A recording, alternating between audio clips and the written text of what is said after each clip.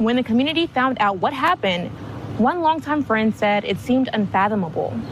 She was a great lady, great friend of mine. I'd say my daughter, because she was just like a daughter to me. And my kids tell me, Mama, don't take it so hard.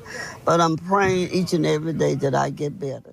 5, 4, 3, 2, 1. We love you, Lena!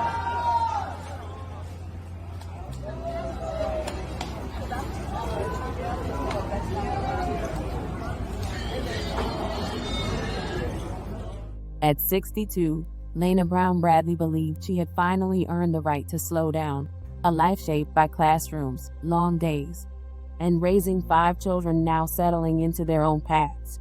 March 12th wasn't just a birthday, it was a turning point. Retirement was within reach, her responsibilities were shifting. And for once, Lena could begin choosing herself. But not every chapter in her life was ready to close. One remained unfinished, pulling her back into a battle she never expected to fight this late in the game. One that would force her to draw a line between love and survival. And at the center of it all stood her son, Zachary, a name that, before long, would be tied to something far darker than anyone saw coming. Welcome to the American Crime Femicide channel. Please like, share, subscribe, and hit the notification bell for future uploads. Lena had already done what most people spend a lifetime trying to do, build something that actually mattered. In Natchez, she wasn't just another teacher counting down to retirement. She was structure, discipline, and consistency in a world that rarely gives it. For over 30 years, she poured into classrooms filled with gifted minds and overlooked kids alike, pushing them, correcting them, believing in them when nobody else did. Degrees from Alcorn State and Jackson State stacked behind her name, a reputation that stretched across Mississippi, and a quiet presence that didn't demand attention but commanded respect anyway. To many, she was an amazing teacher. To her family, she was everything. And to her children, she was the blueprint. She raised 4 of them to move forward, to build, to become something. And for the most part, they did. But every family has that one chapter that doesn't read right. And in Lana's story, that chapter had a name, Zachary. Zachary Jackson wasn't slow, wasn't lost, wasn't without opportunity. He was smart, trained in machining technology, a field that requires precision, focus, and discipline. Lena celebrated him when he graduated, praised him publicly, believed that this was the moment her youngest son would finally step into the life she had been preparing him for. But by 2026, that moment had come and gone, and instead of progress, there was tension. Arguments turned into patterns, disrespect turned into routine, and the home Lena spent decades building no longer felt like peace. It felt like pressure. And there's a point people don't talk about, especially when it comes to motherhood, where love stops looking like support and starts looking like self-destruction. Lena reached that point. She filed the paperwork, 30 days, not out of hate, but survival. She chose herself for the first time in a long time, expecting resistance, maybe anger, but not what was coming. March 12th, her birthday, came with quiet celebration, another year, another chapter closing, another one opening. She was now retired and focused on her poetry. Lena allowed herself to imagine a life that didn't revolve around sacrifice. No lesson plans, no daily stress, no constant tension inside her own home. Just peace. But peace doesn't come easy when it's being forced out of someone who refuses to let go. Zachary didn't move, didn't pack, didn't prepare. He stayed planted, like she didn't ask him to leave. And when the deadline passed, Lena did what she had always done. She filed for an eviction notice. On April 1st, she went to court to take the next step in removing him from the home she built. She wasn't dramatic about it. She wasn't loud, just firm. Because after 30 years of teaching other people's children how to follow structure, she wasn't about to let her own house fall apart from the inside. She came back home that day expecting resistance, maybe another argument, maybe more tension. What she didn't expect was that this would be the last time anyone would see her alive. By April 4th, something didn't feel right. Lena wasn't the type to disappear. She answered calls. She checked in. She stayed connected. So when her oldest son couldn't reach her, when hours turned into silence and silence stretched into something heavier, he made the call no one wants to make, a welfare check. Deputies arrived and knocked. No answer. The house wasn't abandoned, but it didn't feel lived in either. Eventually, family arrived and let them inside. That's when the energy shifted. Not loud, not chaotic, just wrong. And then they heard it, water, coming from downstairs. A steady, unnatural sound that didn't belong in a house where nobody was supposed to be doing anything at all. Deputies knocked on the bathroom door. Inside was Zachary. Calm, too calm. He answered like nothing was out of place, said he was taking a bath, like his mother wasn't missing, like the house wasn't filling with questions nobody could answer. When they asked about Lana, his story moved just enough to trip over itself. First, she was on vacation. Then she went to Hattiesburg. The kind of answers that sound believable if you don't listen too closely, but fall apart the second you do. Deputies didn't leave it there. They started checking the house more thoroughly, called her phone, heard it ringing inside, found her keys, her wallet, her ID, everything she would have taken if she had actually gone anywhere. At that point, this wasn't confusion. This wasn't miscommunication. This was something wrong. Something deep enough that it couldn't be explained away with half answers and shifting stories.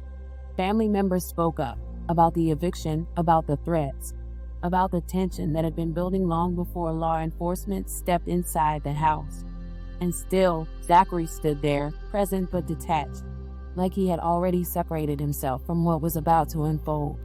Outside, the search expanded. Deputies moved toward the tree line behind the house.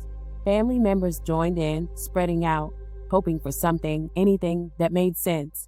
What they found instead made everything worse.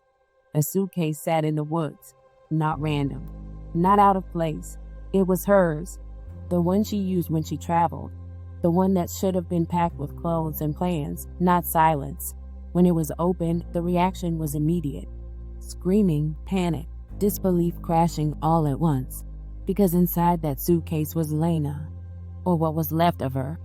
And just like that, hope didn't just disappear. It was replaced with a reality so violent, so calculated, that it forced everyone to understand this wasn't something that happened in a moment. This took time. Back inside the house, deputies focused on that bathroom again. The water, the clogged toilet, the dark substance sitting where it shouldn't have been. It didn't take long to realize what they were looking at. And for the first time in a 26-year career, a sheriff had to call a plumber to a crime scene. Because what Zachary had done wasn't just about taking a life. It was about trying to erase it, piece by piece, flush by flush. Effort, thought, precision. The same precision he learned through his training, the same focus his mother once celebrated, now used for something unthinkable. It began as a welfare check by deputies, called to this home on Melanie Road to check on Lana Brown Bradley, a longtime and respected member of the Adams County community and a retired educator.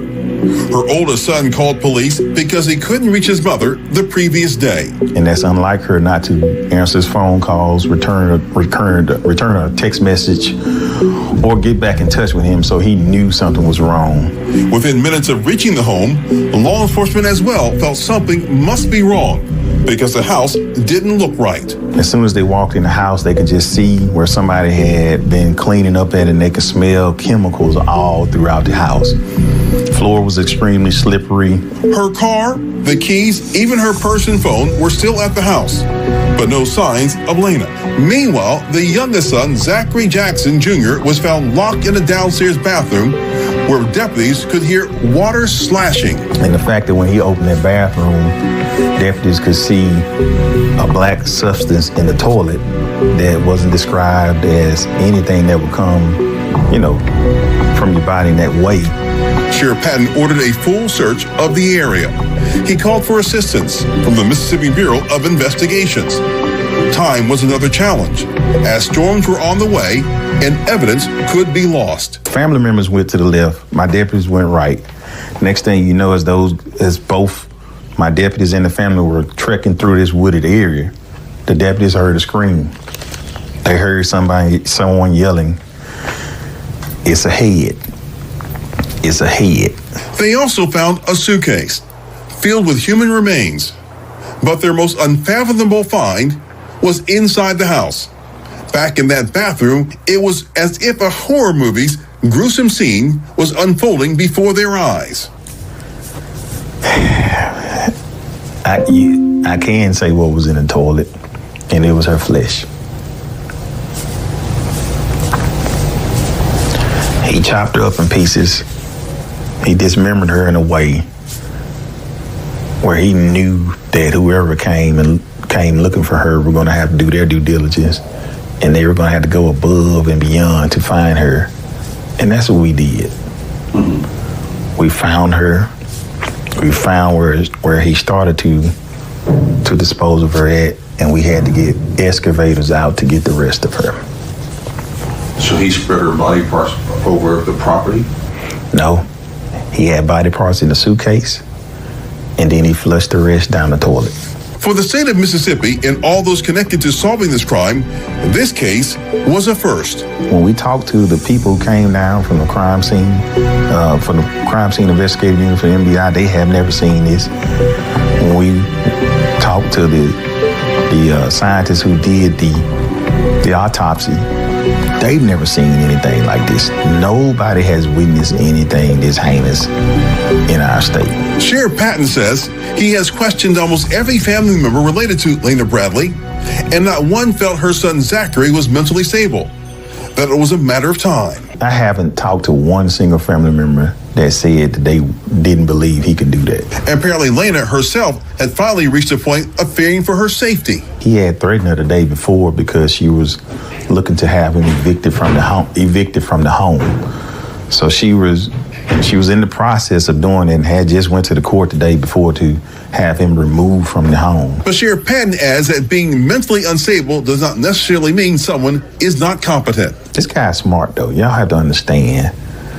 This guy went to school for precision piping, meaning he has some type of engineering degree.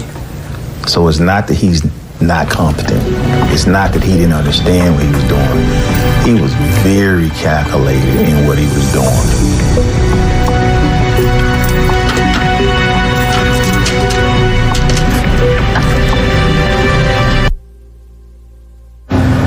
Well, Sheriff Patton also wants to emphasize that family and friends, even the community, can only do so much if a grown adult does not want help and is not viewed as an immediate threat.